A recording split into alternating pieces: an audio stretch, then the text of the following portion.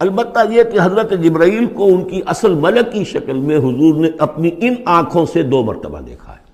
ایک مرتبہ بالکل آغاز میں، جبکہ حضرت جبرائیل جو ہیں ایسے ظاہر ہوئے، حضور اتر رہے تھے غار حرا سے، جبل نور سے، تو آپ کو آواز آئی یا محمد۔ یہ پہلی وحی کے بعد جو فترت ہوئی ہے، کچھ عرصے کے لیے وحی رکی رہی، اس وقت واقعہ پیش آیا۔ آپ نے سامنے دیکھا، پیچھے دیکھا، کوئی نہیں، نظر کوئی نہیں آیا۔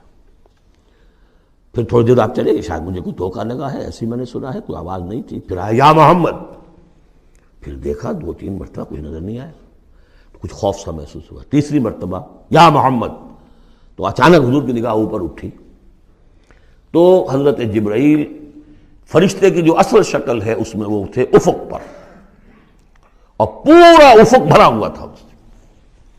تو اصل ملک کی صورت میں حضرت جبرائیل کو حضور نے اس وقت دیکھا، اور ایک دیکھا ہے پھر عند سدرۃ المنتہا، شب معراج میں، جب ساتھ آئے ہیں لے جانے کے لیے انسانی شکل میں تھے۔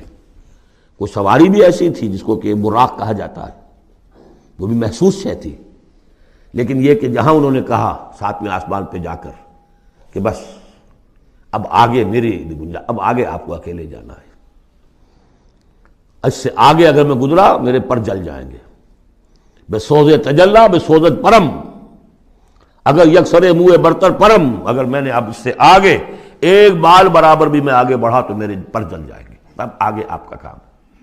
اس وقت بھی وہ ان کی اصل شکل میں ظاہر ہوئی، حضرت جبرائیل علیہ السلام۔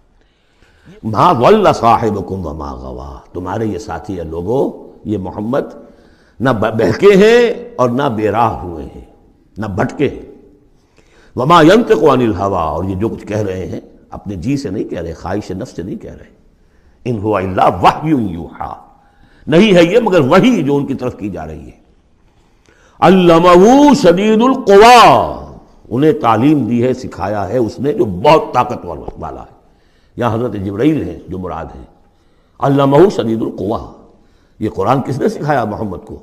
شدید القوی، ذو مرۃ، وہ بڑا زور آور ہے، فاستوی، وہ سیدھا ہوا، وہو بالافق الاعلی، اور افق اعلیٰ کے اوپر وہ محمد کو نظر آ رہا تھا صلی اللہ علیہ وسلم۔ ثم دنا فتدلی، پھر ذرا نیچے کو لٹکا، قریب آیا، فکان قاب قوسین او ادنی، اور پھر وہ اتنے قریب آ گیا کہ جیسے 2 کمانوں کا فاصلہ ہو یا اس سے بھی قریب۔ فاوحی الی عبدہ ما اوحی، پھر اس نے وحی کی اللہ کے بندے کی طرف جو وحی کی۔ وہ وحی کون سی تھی؟ وہ ہے اصل میں وحی رسالت۔ وحی نبوت جو تھی وہ تو شروع میں آ چکی، اس کے بعد یہ فترت ہو گئی تھی، کچھ وقفہ پڑ گیا تھا۔ شروع میں وحی جس سے کہ حضور کی نبوت کا ظہور ہوا ہے وہ تو ہے اقرا بسم ربک الذی خلق، خلق الانسان من علق، اقرا وربک الاکرم الذی علم بالقلم، علم الانسان ما لم یعلم۔ لیکن اب یہ سورہ مدثر کی آیات اس وقت نازل ہوئیں، یا ایھا المدثر، جب حضور گھر آ گئے اور پھر آپ نے اپنی اہلیہ سے کہا، خوف زدہ تھے، جو بھی منظر دیکھا تھا، ملک کی شکل، فرشتے کی شکل، اب وہ تو حضور ہی نے دیکھا جو دیکھا، ہم تو نہیں سمجھ سکتے کہ آپ نے کیا دیکھا، لیکن یہ کہ اس کے بعد آپ آئے، آپ نے کہا مجھے کمبل اڑا دو، لحاف اڑا دو، لحاف اوڑھ کر آپ لیٹ گئے، تو پھر وہ وہی یا ایھا المدثر قم فانذر وربک فکبر، اے لحاف میں لپٹ کر لیٹنے والے کھڑے ہو جاؤ اور خبردار کرنا شروع کر دو لوگوں کو۔ اور تمہاری اس دعوت کا نقطۂ آغاز تو انذار ہے، اور اس کا ہدف دنیا میں تکبیر رب ہے، رب کو بڑا کرو، اس کی بڑائی منواؤ، اس کی بڑائی نافذ کرو، اس کا نقشہ کھینچا گیا ہے۔ علمہ شدید القوی ذو مرۃ فاستوی وہو بالافق الاعلی ثم دنا فتدلی فکان قاب قوسین او ادنی فاوحی الی عبدہ ما اوحی ما کذب الفؤاد ما رأى، جو کچھ انہوں نے دیکھا ان کے دل و دماغ نے اسے جھٹلایا نہیں، یہ نہیں کہا کہ نہیں یہ کیا ہے۔ دیکھیے ایسا ہوتا ہے کہ کوئی غیر معمولی سی بات آپ دیکھیں تو ایک شخص ہو جاتا ہے میں خواب دیکھ رہا ہوں یا حقیقت دیکھ رہا ہوں، آنچ نہیں بینے بیداریس تو یارم یا بے خواب، اے اللہ جو میں دیکھ رہا ہوں یا ہم دیکھ رہے ہیں یہ بیداری میں دیکھ رہے ہیں، یہ خواب میں دیکھ رہے ہیں، وہ غیر متوقع چیز۔ لیکن نبی کو کوئی شک نہیں ہوا، ما کذب الفؤاد ما رأى، یکسوئی کے ساتھ دل و دماغ اور جو بھی آپ کی آنکھ دیکھ رہی تھی ان میں کوئی کانفلکٹ نہیں تھا. ما کذب الفؤاد ما رأى فتمارونہ علی ما یری، تو کیا تم اس سے جھگڑتے ہو اس چیز پر کہ جسے وہ دیکھ رہا ہے. اقبال نے کہا نا کہ قلندر ہرچے گوید دید گوید، جو شخص اپنا دیکھی ہوئی چیز بیان کر رہا ہے تم اس سے جھگڑ رہے ہو. تمہارے لیے تو وہ ایک غیب کی خبر ہے، اس نے تو دیکھا ہے. افتمارونہ علی ما یری وَلَقَدْ رَآهُ نَزْلَةً أُخْرَىٰ، اس نے تو ایک مرتبہ اور بھی دیکھا. کہاں دیکھا؟ عند سدرۃ المنتہیٰ، شب معراج میں سدرۃ المنتہیٰ. کوئی بیری کا درخت ہے، وہ کیسی بیری ہے؟ ساتویں آسمان کی بیری، وہ آخری حد ہے. مخلوق کوئی اس سے آگے نہیں جا سکتی.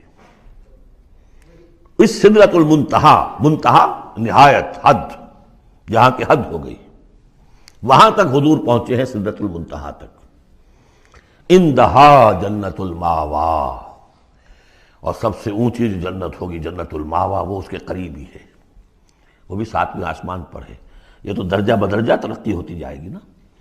پہلی ضیافت جو ہے، پہلی نزل جو ہے، وہ تو اسی زمین پر ہو جائے گی.